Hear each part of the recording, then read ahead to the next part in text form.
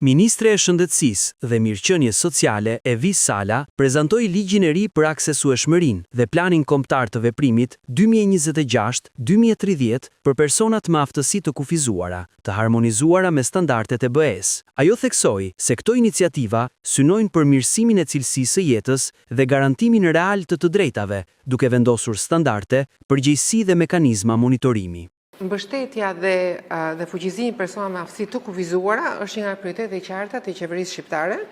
Është një angazhim që buron jo vetëm nga detyrimi ynë si institucion, por dhe nga bindja se barazia dhe dinjiteti njerëzor janë themeli i një shoqërie demokratike siç është shoqëria jonë. Ky këshill besoj që është mekanizmi ynë më i rëndësishëm i dialogut për të garantuar që politikat tona për personat me aftësi të kufizuara janë të drejta, gjithëpërfshirëse, por mbi të gjitha janë zbatuar në praktikë.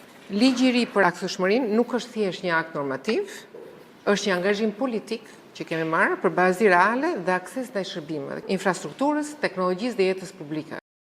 Ligji për aksesueshmërinë synon barazi në shërbime, infrastrukturë dhe jetën publike, ndërsa plani fokusohet në jetesën e pavarur, arsim, punësim dhe përfshirje në vendimmarrje. U vlerësua gjithashtu përdorimi i fletës së votimit në Braille, ndërsa mbetet nevoja për përmirësime në kodin zgjedhor. Këshilli Kombëtar i PAK paraqiti rekomandime për përmirësimin dhe zbatimin efektiv të politikave në praktik.